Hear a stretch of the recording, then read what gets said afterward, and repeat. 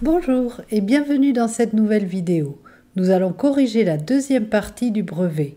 Donc toujours le sujet qui est tombé ce matin en métropole, mais cette fois la partie géographie et EMC. Alors pour la géographie, il s'agissait tout d'abord d'un développement construit sur les espaces à faible densité. Voici le sujet. En vous appuyant sur un exemple de votre choix, rédigez un développement construit d'environ 20 lignes qui présente les atouts et les dynamiques des espaces de faible densité en France. On commence comme toujours par analyser le sujet. Alors là, on peut remarquer qu'on vous demande de vous appuyer sur un exemple de votre choix. Donc, il y a nécessité de choisir un exemple précis. Vous pouvez prendre un de ceux étudiés en classe.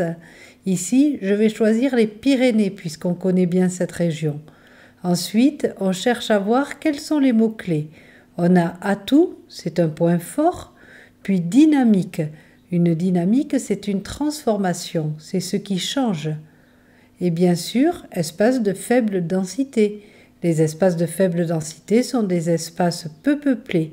Il y a un seuil pour parler d'espace de faible densité. C'est moins de 30 habitants au kilomètre carré. On peut dire qu'en France, ce sont principalement les zones de montagne ainsi que la diagonale des faibles densités. À partir de cette analyse du sujet, on peut concevoir notre introduction. Voici un exemple de ce que ça peut donner. Les espaces à faible densité sont des zones très peu peuplées où la densité de population est inférieure à 30 habitants par kilomètre carré.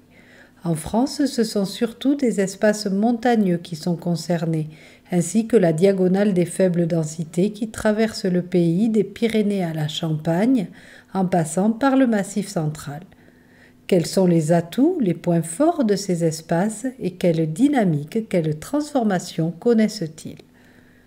Le plan est donné par le sujet. Les deux parties sont séparées par le mot de liaison « et ».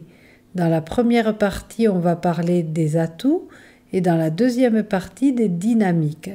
Pour les atouts, on peut dire que ce sont de grands espaces, qu'il y a peu de pollution, que ce soit de la pollution atmosphérique ou de la pollution sonore.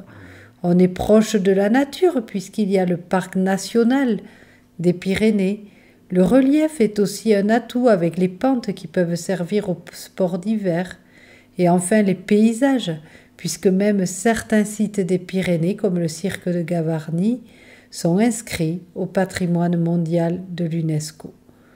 Pour les dynamiques, on peut parler du désenclavement, c'est-à-dire de sortir un espace de son isolement, avec la construction de nouvelles routes, par exemple, ou l'accès Internet. Il y a aussi un désenclavement numérique. Aujourd'hui, même tous les domaines skiables sont reliés à Internet. Ensuite, les dynamiques liées au tourisme, avec bien sûr le ski, les randonnées, mais aussi le tourisme vert, c'est-à-dire tout le tourisme à la campagne, à la ferme, auprès des producteurs, ce qui nous amène à la troisième dynamique, l'agriculture. Là, on peut évoquer les élevages avec la transhumance qui est mise en valeur par différentes festivités et bien sûr les appellations d'origine pour le fromage par exemple ou les moutons. Ces différentes dynamiques peuvent parfois être contradictoires et entraîner des conflits d'usage, c'est-à-dire que des personnes veulent utiliser différemment une même ressource.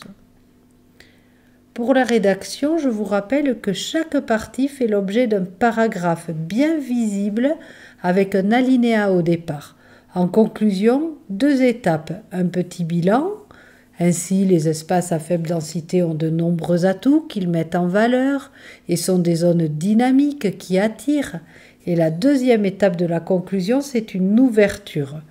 On peut par exemple ouvrir sur les contraintes de ces espaces, dire qu'ils n'ont pas que des atouts, qu'ils ont aussi quelques points négatifs, comme l'accès aux services, ou on peut aussi élargir à la France en parlant de sa puissance touristique et agricole qui est parmi les meilleures du monde et qui ne pourrait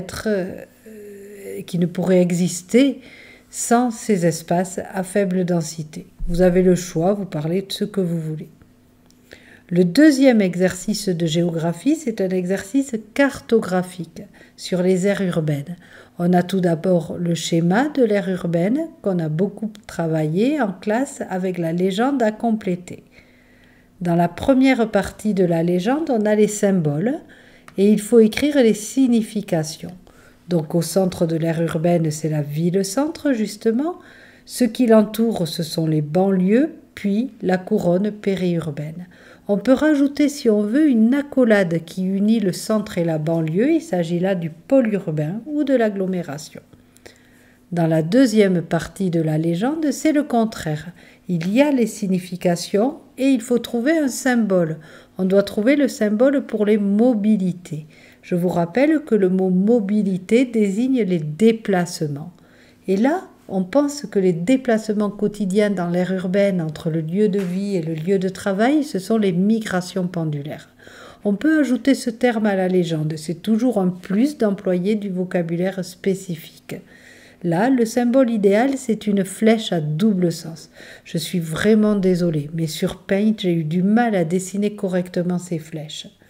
Sur le schéma, on peut mettre une flèche qui va de la ville-centre à la banlieue, une autre de la ville centrale à la couronne périurbaine et une troisième flèche de la couronne périurbaine à la banlieue parce que les déplacements se font entre ces espaces indifféremment.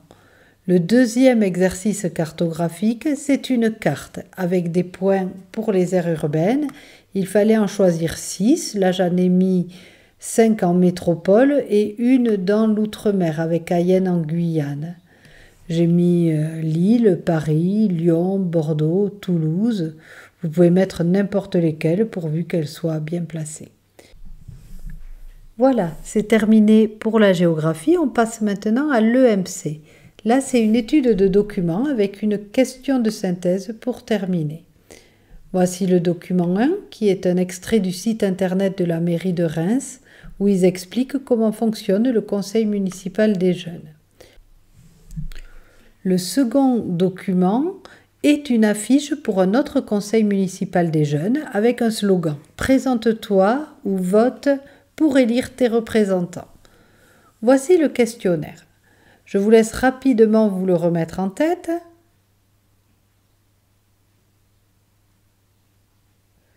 Dans la première question, il fallait donc indiquer les 2 conditions qui permettent de participer au conseil municipal des jeunes de la ville de Reims. C'était dans le premier paragraphe qu'il y avait la réponse. J'ai souligné en rouge la première condition et en violet la seconde, ce qui donne comme réponse, pour participer au conseil municipal des jeunes de la ville de Reims, il faut être au collège. Il était écrit tous les collégiens, dès la 6e jusqu'à la 3e, et l'autre condition, c'est habiter ou être scolarisé à Reims. Dans la deuxième question, il fallait citer 2 thématiques dans lesquelles les actions du conseil municipal des jeunes de la ville doivent s'inscrire. Ici, la réponse était dans le second paragraphe, j'ai juste souligné le passage. Vous en faites une phrase, les thématiques variées, l'environnement, la culture, les sports et les loisirs, la solidarité, la santé. La question 3 portait sur le document 2. Elle commençait par une citation du slogan « Présente-toi ou vote pour élire des représentants ». Puis, il fallait montrer que ce slogan fait du conseil municipal des jeunes une instance démocratique. Pour cette question, il faut bien rappeler ce qu'est une démocratie. C'est un système politique où les décisions sont prises par les citoyens qui votent. On repère dans le slogan « Présente-toi ». Ça veut dire être candidat à une élection, s'engager. Et le vote, c'est le droit civique. Donc on voit là que ce sont les mêmes méthodes que dans les autres instances démocratiques du pays. À travers ce conseil municipal des jeunes, c'est donc un apprentissage de la citoyenneté. L'exercice de MC se termine par une question de synthèse. On la repère parce qu'elle porte sur les 2 documents, comme pour la dernière question d'histoire. Je lis le sujet, vous décidez de candidater pour devenir membre du conseil municipal des jeunes de votre commune. Rédigez un discours dans lequel vous présentez vos motivations et vous développez une proposition d'action citoyenne qui vous tient à cœur. Donc là, vous avez la liberté de choix. Vous pouvez laisser agir votre imagination, mais restez bien dans le sujet tout de même. Le mieux, c'est d'organiser votre réponse selon un plan. On peut prendre le plan qui est donné dans l'intitulé de la question, c'est-à-dire exprimer d'abord ses motivations, dire pourquoi on décide de se présenter, puis ensuite, dans un deuxième temps, le projet d'action citoyenne que vous avez choisi. Action citoyenne, c'est une action qui est utile pour la communauté. Dans les motivations, vous pouvez parler de votre envie de vous engager, d'être utile pour les autres, de prendre confiance en vous ou d'autres motivations. Pour le projet d'action citoyenne, là aussi, vous êtes totalement libre. On peut parler par exemple d'un projet sur l'environnement, comme une collecte de déchets, le nettoyage d'un parc, ou dans le domaine de la santé et du sport, d'un parcours de santé dans la commune, de baliser des sentiers de randonnée ou d'autres actions auxquelles vous avez pensé. Voilà, j'espère que cette correction vous aura aidé à faire le point. Maintenant, vous pouvez décompresser, l'année est finie. Je vous souhaite de bonnes vacances et je vous dis tout de même à bientôt si vous voulez continuer à faire des petits tours sur la chaîne de temps en temps.